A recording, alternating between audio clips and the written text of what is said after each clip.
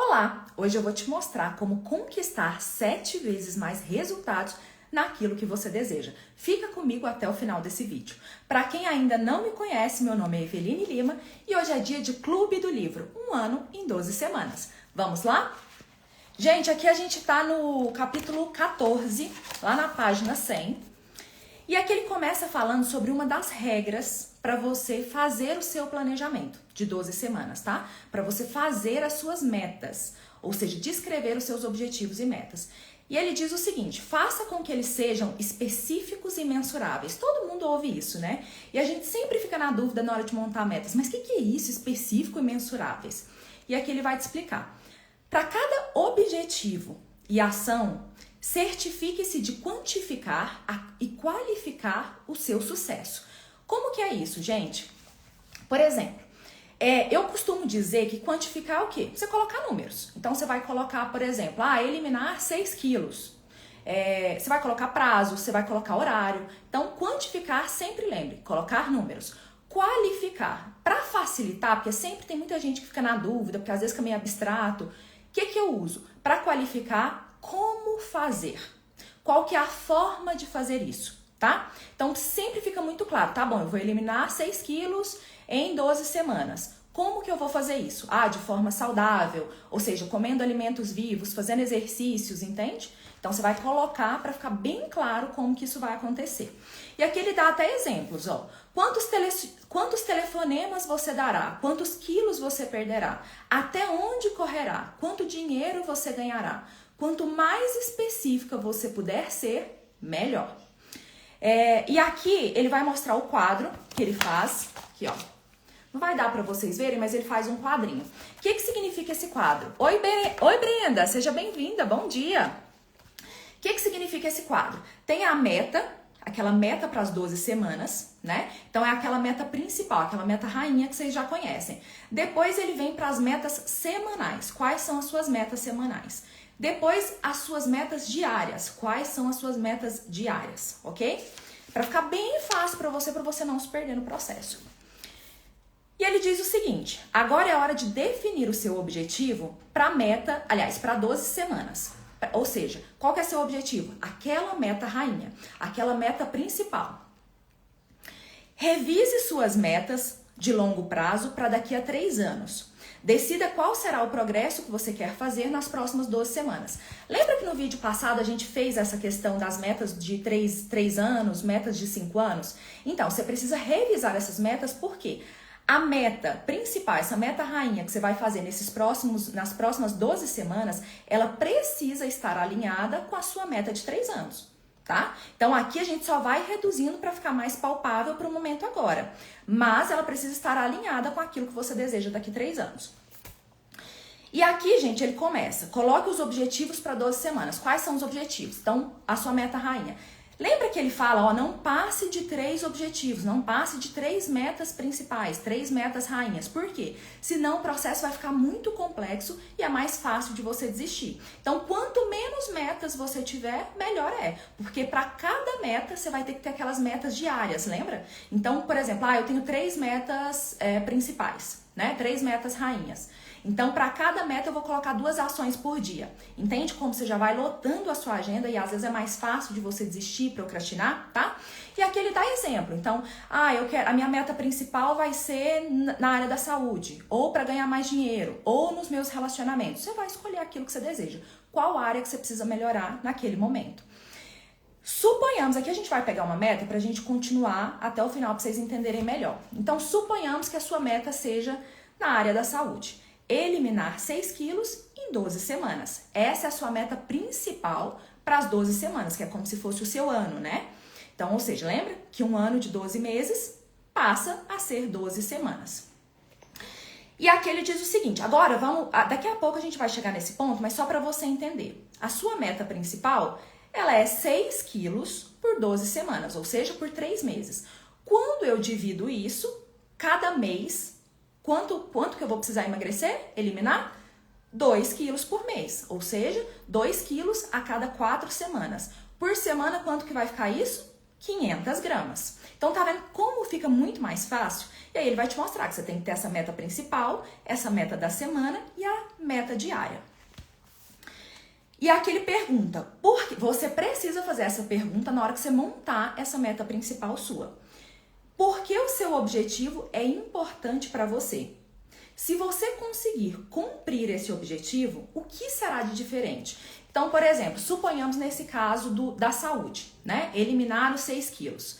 Então, por que ele é importante para mim? Se eu conseguir alcançar ele, o que será diferente na minha vida? Então, a minha motivação interna é o quê? Eu vou conseguir ter mais energia e disposição para brincar com os meus filhos. Eu vou conseguir me sentir mais bonita, mais confiante, mais segura depois que eu conseguir emagrecer. Eu vou conseguir, ou seja, minha autoestima vai ficar mais elevada, né? Então, enfim, eu vou caber naquela roupa que eu tanto quero.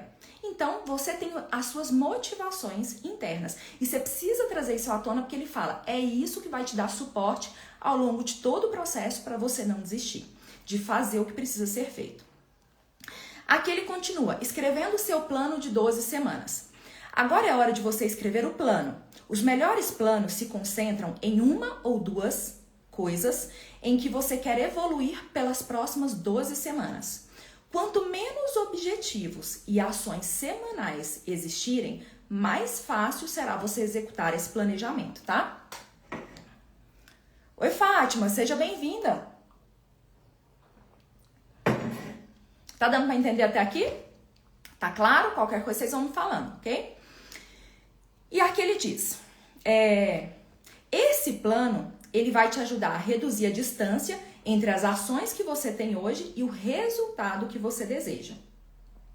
Cada meta rainha, anote cada meta rainha separadamente. Suponhamos, eu quero fazer R$1.000 em 3 meses, tá? Em 12 semanas. Essa é uma meta rainha. Eu quero eliminar 6 quilos em 12 semanas. Outra meta rainha. Então ele diz, faça separado, porque para cada meta tem as suas metas semanais e as suas metas diárias. Para cada meta, defina as ações diárias e semanais de maior prioridade. Para você fazer isso, coloque em uma outra folha de papel todas as coisas que você pode fazer. E aí escolha aquelas que terão maior impacto. O que é isso aqui? Nada mais é do que aquele famoso brainstorm, né? Então, ou seja, eu pego uma folha de papel e coloco todas as ideias ali. O que é o brainstorm? Tempestade de ideias, né? Chuva de ideias. Então, eu coloco todas as ideias ali, ou seja, ações que vão me fazer chegar naquilo que eu desejo, ok? Só que eu coloquei lá, suponhamos, 10 ações. Agora eu vou escolher 2 que realmente são as mais eficazes para que eu possa alcançar aquele objetivo. Então, suponhamos nesse caso da alimentação. Eliminar o refrigerante, eliminar o doce, fazer exercício todos os dias, ingerir 1.000 calorias por dia. Peraí, ingerir 1.000 calorias por dia e fazer exercício todos os dias são as principais. Então, as outras eu vou deixar para lá. Eu vou usar aquelas que são mais importantes, ou seja, aquelas que têm o maior impacto, tá? Outra coisa aqui, lembrando que a gente está fazendo essa questão do objetivo. Então, voltando lá. Meu objetivo, minha meta principal, minha meta rainha, eliminar 6 quilos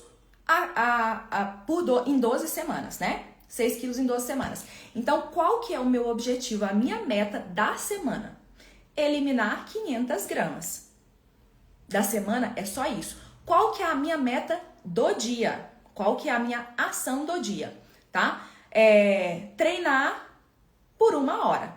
Fazer exercício por 1 hora. Beber 2 litros de água. Ingerir 1.000 calorias por dia. Então, essas são as ações do seu dia, tá bom? Então, ficou claro como que faz a meta principal, a meta da semana e a meta do dia? Pronto, aí você montou. Quando você montar, inclusive, esse seu calendário dessas metas, a cada meta do dia, coloque também como você vai realizar aquilo. Por exemplo, segunda, quarta e sexta, às 18h30, dança. Dança por 1 hora. Terça e quinta, às 18 horas, musculação por 1 hora, tá? Porque aí vai ficar muito mais fácil. Então, lembre de colocar o que e como fazer. Aí aqui ele diz, por exemplo, pega o objetivo aqui de eliminar os 6 quilos. Ele sempre diz que cada objetivo seu, você vai ter tanto ações pontuais como ações recorrentes. Vou te dar um exemplo. Ações recorrentes.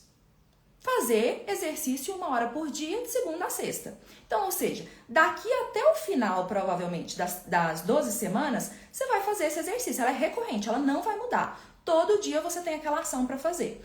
Beber água, 2 litros de água por dia. Também, ela é uma ação recorrente e vai até o final.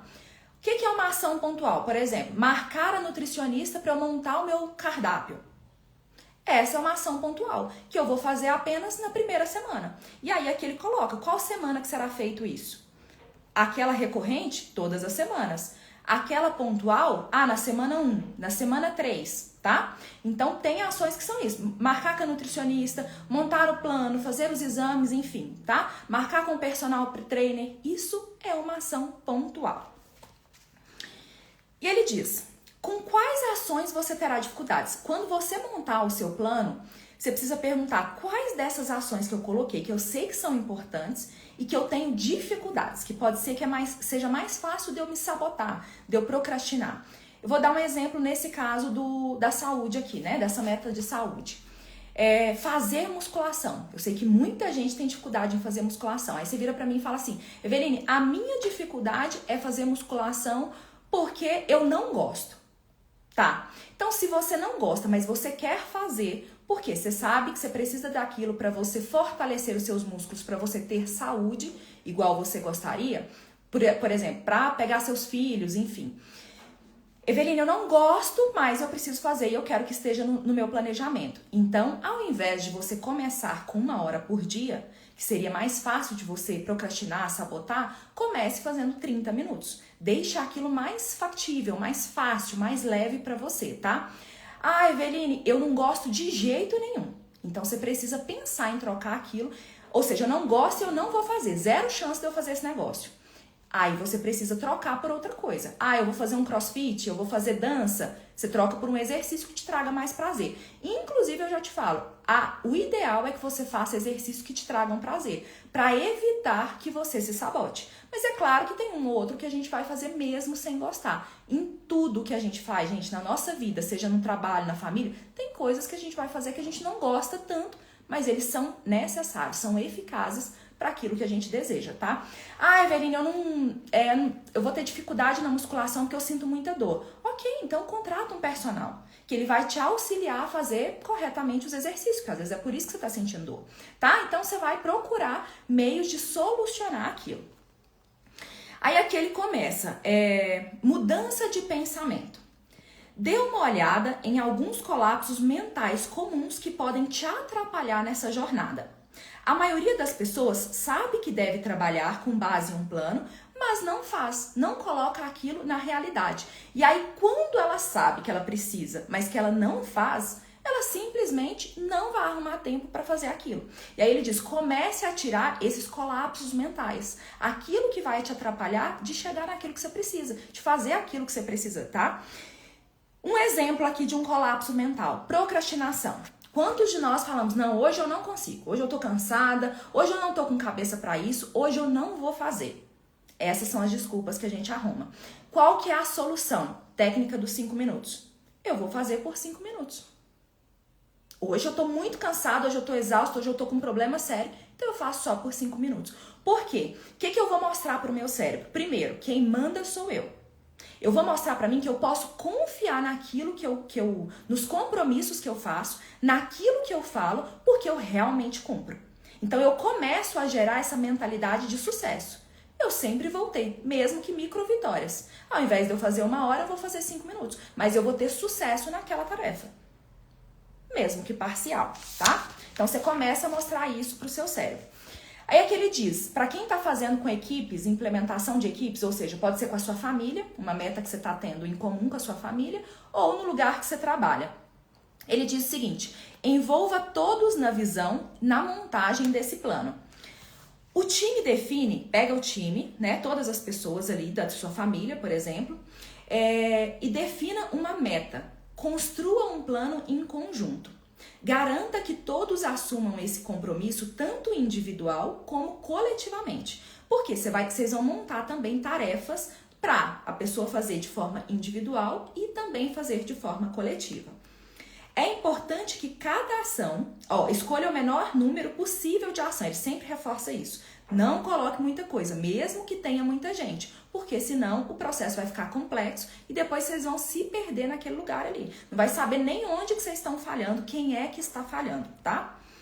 É importante que cada ação tenha uma pessoa como responsável, mesmo que muitas outras também estejam trabalhando nela. Lembra daquele exemplo que nós falamos, por exemplo, a família decidiu que a gente precisa economizar energia, parar de deixar as luzes todas acesas, ou seja, a gente precisa, uma meta é o quê? Começar a apagar as luzes quando não estiver utilizando. Então, ou seja, todo mundo vai fazer essa ação. Tá vendo que ela é uma ação coletiva? Mas ele diz, alguém precisa ficar como responsável. Vamos colocar o irmão mais velho como responsável, porque ele vai fiscalizar, ele vai motivar todo mundo, ele vai lembrar todo mundo. A gente precisa ter um líder em cada tarefa, um responsável, para que aquilo não fique solto, tá bom? Agora nós vamos lá para o capítulo 15, implementando o controle de processos. E antes de eu continuar, se você é nova por aqui e esse conteúdo tá te ajudando de alguma forma, eu peço que você apoie esse canal. Comece a nos seguir, curta, compartilhe e entre também no grupo exclusivo do Clube Diamante. É por lá que eu mando todas as práticas. É gratuito, você não precisa pagar nada, tá bom? Continuando, aqui ele vai falar, garantindo que as coisas sejam feitas. Sem estrutura e apoio de quem está à sua volta, levar isso adiante é um exercício constante de força de vontade. No entanto, confiar na força de vontade e na motivação não é seguro. A gente já sabe disso, né? Estudos indicam que a força de vontade tem um fator de cansaço. E como já aconteceu com todos nós, às vezes temos força de vontade e outras não. Gente, isso acontece com todo mundo. Às vezes você pensa, só eu que não tenho vontade de fazer as coisas. Não, acontece com todo mundo. A única diferença é que tem algumas pessoas que deixam a força de vontade e a motivação controlar todo o processo. Outras não. Outras elas têm disciplina, outras elas têm compromisso e elas vão fazer aquilo acontecer mesmo nos dias que a gente não tem força de vontade, que não tem motivação. E ele continua, se você quiser obter aquilo que deseja, não pode confiar apenas na força de vontade. Você precisa criar uma estrutura por trás disso para tornar mais fácil você manter essa disciplina. E aqui ele vai falar sobre essa estrutura. E eu já vou antecipar aqui para você, que estrutura que é essa que você vai ter que ter por trás para você conseguir manter essa disciplina, mesmo nos dias que você não quer fazer nada. Ele começa falando, você precisa de um plano, que é esse plano, ou seja, semanal, né? As metas semanais e as metas diárias. Você precisa ter rotina e você precisa também de um grupo. Esses são os 3 pilares dessa estrutura, tá? Aqui ele vai começar falando do plano semanal. Então, esse plano é o quê? Você precisa ter traçado tudo que você precisa fazer na semana e tudo que você precisa fazer no dia. Isso vai te dar suporte para você não, ficar perdido e falar, não, hoje eu não vou mexer com isso, que eu não sei nem o que eu tenho que fazer, eu não tenho nem tempo para parar para olhar isso. Então, você tendo o plano, você sabe exatamente aquilo que você precisa fazer. Então, esse é uma das formas de controlar a sua disciplina, de te dar suporte nesse processo. Depois é o quê? A rotina semanal. O que você precisa fazer na rotina semanal? Ou seja, você precisa realizar uma ação a cada dia. Entende? Então, a sua rotina semanal é o quê? Todo dia eu preciso realizar uma ação que vai me levar naquilo que eu desejo. Além dessa ação que eu preciso fazer todo dia, rotineiramente, o que eu preciso fazer? Analisar como foi a minha semana. Ou seja, como que foi as minhas práticas, a minha execução daquela semana. Deu tudo certo? Eu falhei em alguma coisa? O que eu preciso melhorar para a próxima semana? E aí eu preciso também planejar como será a minha próxima semana. Então lembra, qual que é a sua rotina semanal? Fazer uma ação todos os dias, fazer o feedback, né? A análise de como foi a semana anterior e planejar a próxima semana. Esse é um outro pilar dessa estrutura que você precisa montar. E por último, ele vai falar aqui do grupo. E ele começa dizendo, agora, gente, eu preciso que você preste bastante atenção, que é aqui que eu vou te mostrar que é como que você vai conseguir conquistar 7 vezes mais resultados naquilo que você deseja. Então, preste bem atenção que ele vai te explicar aqui.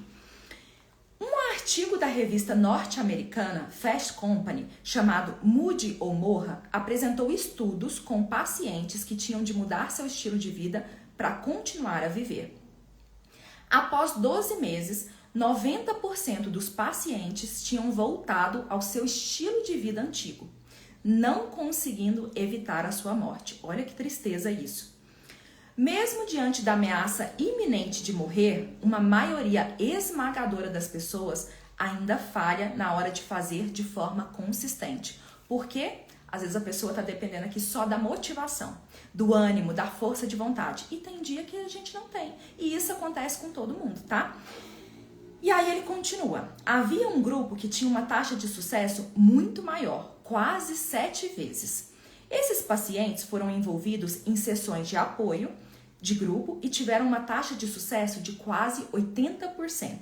Aqueles sem esse suporte tiveram somente 10% de sucesso. Ou seja, viu aqui a diferença? Aqueles que tiveram grupo de apoio tiveram 70% mais sucesso do que aqueles que não tinham. Aí aqui ele lembra, inclusive, que o ex-proprietário da equipe de basquete da NBA disse uma vez: você só atingirá suas metas com a ajuda dos outros. Gente, é extremamente famosa, né? Essa equipe de basquete da NBA. E aí um dos proprietários, inclusive, falou isso. Você só conseguirá os seus objetivos mantendo um grupo, né? Com a ajuda de outras pessoas. Os grupos, aí aqui ele falando ainda daquele estudo lá da revista, tá? Os grupos se encontravam regularmente e conversavam sobre os seus avanços, dificuldades e desafios. Ao encorajar um ao outro, eles permaneciam concentrados no plano. Não faça nada sozinho. Suas chances de sucesso serão 7 vezes maiores se você tiver apoio de outras pessoas nessa jornada. Quando essas pessoas se encontravam regularmente com seus colegas, ou seja, naquele grupo, o que acontecia? Eles tinham melhor desempenho. Quando isso não acontecia, havia uma queda. Então, ou seja, quando eles se encontravam regularmente, suponhamos, toda semana com aquele grupo, o desempenho deles subia, melhorava. Mas quando eles começavam a faltar aos encontros, aos grupos de apoio, o que acontecia? O resultado deles caía consideravelmente. Ou seja, olha como que isso é importante, né? E aqui ele diz, discuta o que tem funcionado bem. Então, nesses grupos, vocês vão discutir o que tem funcionado bem e como incorporar essas técnicas ao plano de outra pessoa. Eu lembro muito, gente, quando eu trabalhei no escritório de advocacia, o que a gente fazia? Na época, inclusive, da pandemia, a gente estava numa fase que era, ou seja, todos os resultados caíram. Pandemia, tudo parado, nada funcionava. E a gente trabalhava com metas, né? Eu advogava para bancos, então a gente tinha meta assim sem parar. E na época, tudo fechado, nada funcionando. O que a gente fazia? A gente fazia uma reunião e perguntava: fulano, por que você está tendo resultado e ciclano não? Então, Goiás, por que vocês estão conseguindo ter esse resultado e São Paulo não?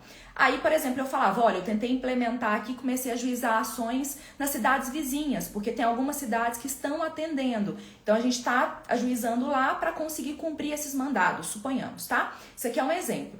E aí, São Paulo não estava tendo resultado, falava assim, opa, peraí, eu não tentei isso aqui em São Paulo, vou tentar aqui para ver se funciona. Entende como que o grupo ele te dá suporte? Às vezes, coisa que você nem tinha parado para pensar, dificuldades que você não tinha, ações que estão te fazendo progredir, ter sucesso, e que quando você conversa com o outro, aquilo abre acende uma lâmpada, né, dentro de você. Então, é muito importante. Gente, o grupo é comprovado, vocês viram, foi um estudo, é comprovado que quando você está em grupo, você conquista 7 vezes mais resultados do que aquelas pessoas que não estão participando de nenhum grupo, tá?